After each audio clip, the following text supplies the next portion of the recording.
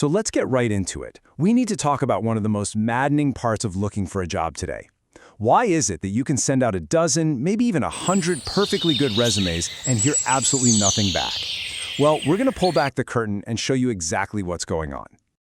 You know the feeling, right? You spend hours, maybe even days, getting your resume just right. You find a job that you're genuinely excited about. It feels like it was written for you. You hit apply, you feel that little spark of hope, and then crickets. It's like your application just disappeared into some kind of digital black hole. Well, guess what? You're not imagining it.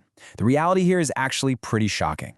A huge majority, we're talking up to 90% of resumes that are submitted online, get rejected before a human being ever sees them.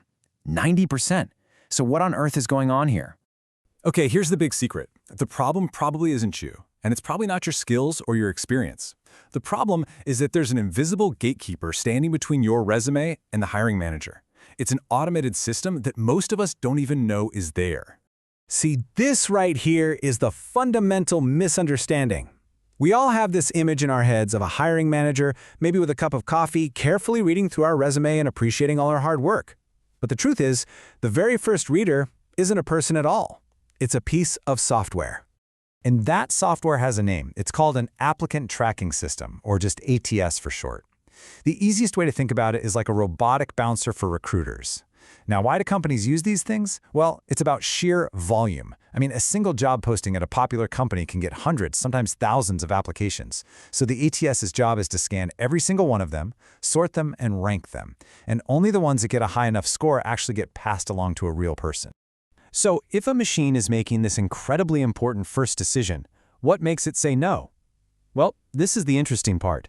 The reasons it rejects a resume usually have almost nothing to do with how qualified you actually are. It all comes down to technical stuff. And this is so important to understand. An ATS rejection is not a judgment on your skills or your value as a professional. It's almost always just a simple communication problem.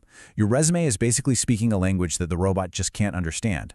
So here are the most common culprits. Things like complex formatting, tables, columns, putting your contact info in the header. The ATS just can't read it. That really cool custom font you found? Yeah, to the system, it might just look like a bunch of random symbols, graphics, logos, even a photo of yourself can completely trip it up. But the two biggest deal breakers are these: missing the right keywords from the job description and using creative section titles. If the bot is programmed to look for work experience and you wrote something clever like "my journey," it might just skip over your entire career history. Poof, gone. This really just says it all, doesn't it? When you're first applying, your main goal isn't to impress someone with a stunning creative design. Your number one job is to give the software clean, clearly structured information that it can read without any issues. In this first round, it's all about clarity and strategy, not creativity. Okay, so we've laid out the problem. We know there's a robot gatekeeper, and now we have a pretty good idea of what makes it tick. But here's the really good news. This is a totally solvable problem. Now that we understand the rules of the game, we can actually start to win. And that's what this whole series is for. We're going to give you a clear, step-by-step guide to get your resume past the bots.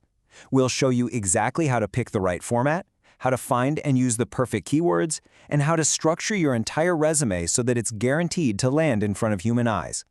So that black hole we talked about, it's not a mystery anymore. It's just a system, and every system has rules. And once you know the rules, you can beat the system. So the only real question is, are you ready to make your resume completely robot-proof and finally start getting the calls that you actually deserve? We'll see you in the next one.